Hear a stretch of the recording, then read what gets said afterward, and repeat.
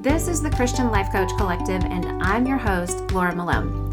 We're talking all things coaching, concepts, tips, tools, self-coaching, mindset, faith foundations, and definitely entrepreneurship, because I want to support your calling as a coach and help you build a thriving online business with God as your CEO. So I hope you enjoyed today's episode.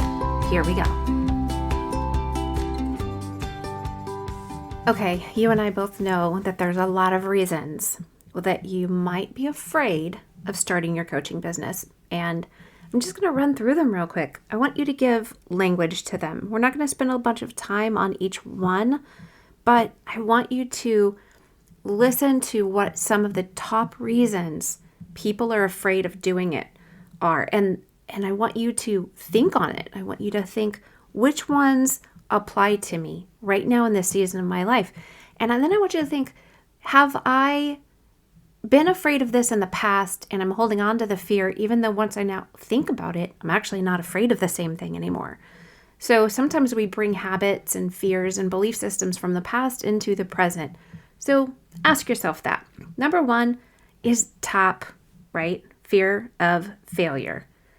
But I'm always going to tell you, you have to accept failure because it's part of gaining success. End of story. Lots of other episodes, we can talk about that. Number two, lack of experience. Only one answer to that. And you know what I'm going to say. Especially if you're kind of like a coach anyway. Yep, I'm going to tell you, go get some. Go get some experience. Go read. Go talk about what you read. Go learn. Go absorb. Go watch. Go listen. And go pour it out. In one way, shape, or form, go get some experience in whatever it is. If it's sharing your message, if it's telling people that you're a coach, if it's making an offer, if it's simply coaching people, go get some experience. Number three, financial uncertainty. It is true. There's financial uncertainty when you start a business. You take on all of the risk. You take on a lot of money, mindset challenges. It's true. But there is great reward in it too. And it's one of those things, push through it. And that uncertainty will eventually become a certainty to some degree because you've done the work. Number four, fear of the unknown.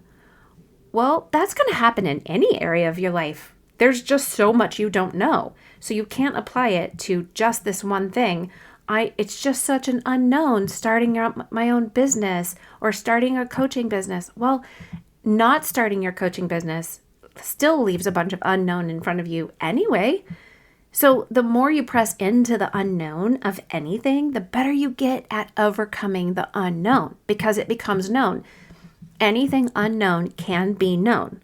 Like all the impossible things can become possible. But what can you do today that actually starts building the muscles that help you overcome the unknown? Number five, fear of rejection.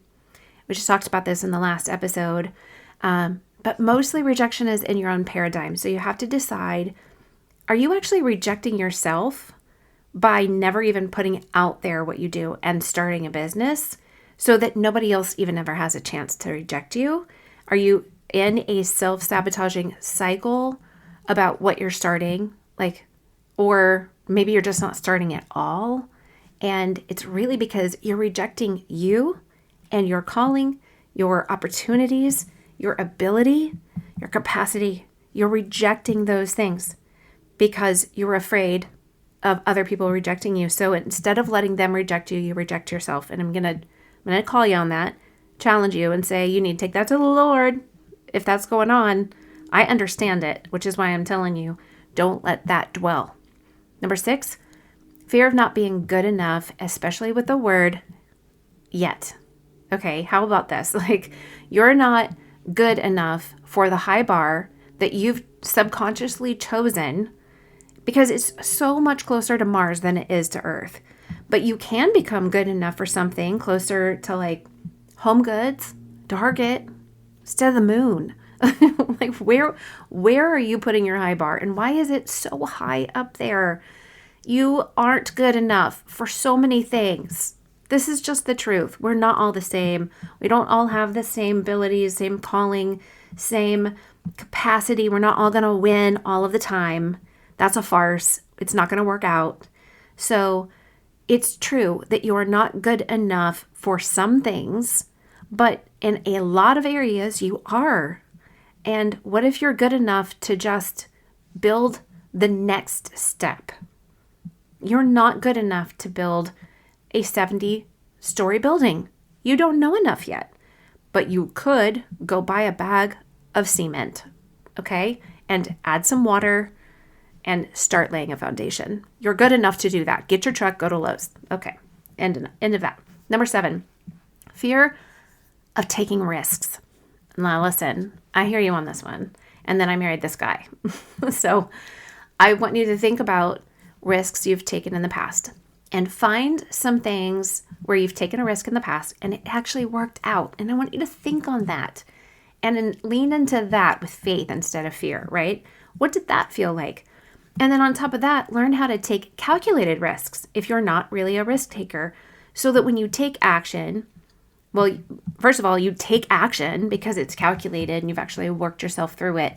Because taking risk doesn't mean you have to become stupid, rude, or dangerous. Or if you've heard my other episodes where I talk about SRD, all those drivers out there doing stupid, rude, or dangerous things, I see you and I'm praying for you. You're going to get saved. All right. It just means, taking risks just means you carefully consider the options and consequences when you're thinking of a calculated risk. And you make intentional yet informed decisions, that you accept the consequences of making the choice you make. And I'm going to remind you, if you don't take action and you never start a business, but that's in your heart to do, then you need to make the intention and an intentional, informed decision to accept the consequences of not taking that risk, because it's a risk to not do what you're called to do. Think about that kind of risk of not taking any action. What's that going to lose you? Number 8 is fear of losing stability. Well, what does stability even look like? How do you describe it? How do you define it? And think of how a business of your own would actually create a new version of stability. What would it look like if you had a business, you worked for yourself, and you set your own schedule, you worked with who you want to work with, you do what you believe in, you're doing what you're called to do, you're making money at doing it, you're working alongside Jesus. Like, that looks like stability to me. So I have stability. I enjoy the stability. I had to work to get the stability, but you would need to do that if you went and worked for somebody else and had another job. Honestly, the world economically is not stable.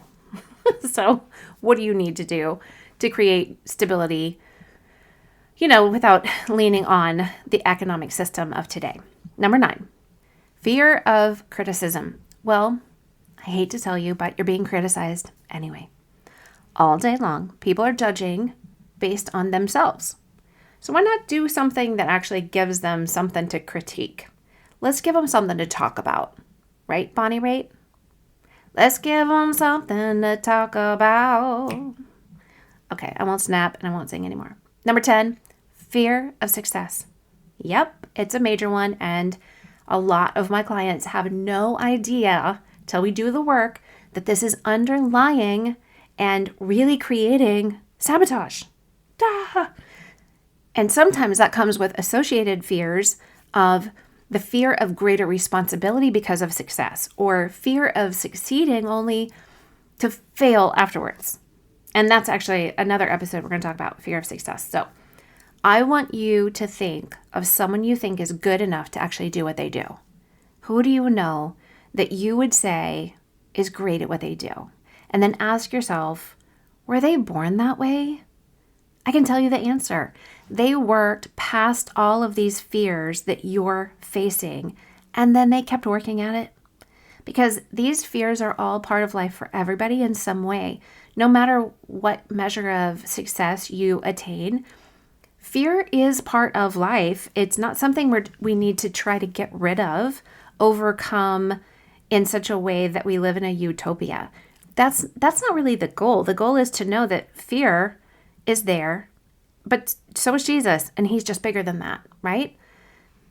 So why would you think that you're deserving of a life where you don't face any fear or trial, right? And why are you still trying to live a life where you don't ever have to experience hard things and overcome fears? Just because you don't like the idea or the emotion of it doesn't mean it's not good for you, doesn't mean it doesn't grow you, doesn't mean it doesn't make you stronger.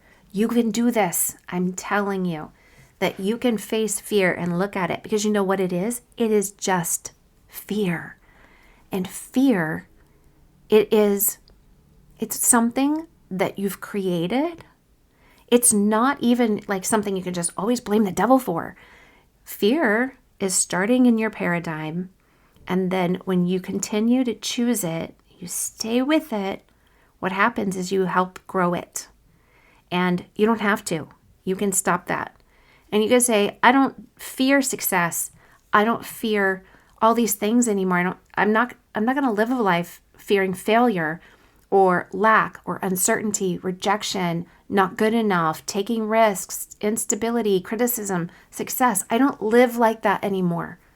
And then I want you to say, what am I supposed to do with that newfound faith that I have, that I could do these things and stop acting like all these fears lead my life and control me, and I'm powerless. You don't have to live that way anymore. I'm telling you, this is so true. Not only have I done it again and again, I'm always doing it, but I've helped clients do it. I've seen so many people do this in their lives, and I know that you can. I don't care who you are. I don't care what your story's been. You can do this. I have seen people come from crazy, deep, dark pits, and they face fear like a boss and tell fear, no, you don't get to do that anymore. So, bless you. I want you to really consider each one of these fears and ask yourself, like, does that get to stay? Is that in me? And do I want to keep it? Is it helping me out? Is it serving me well? Or would I like to go start my coaching business so I can do what I'm called to do, really live a life that is fruitful and fulfilling and something I'm actually capable of? I want you to ask yourself that and ask the Lord to show you.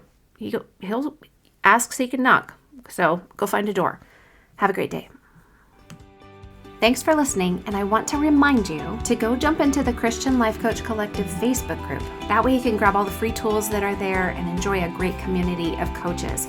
And if you found this free content on the podcast helpful in any way, please take 60 seconds to go to the Apple Podcast app on any iPhone and scroll down to give a 5-star rating and write me a review, because it's the best way to say thanks and let me know you're loving the show. Have a great one.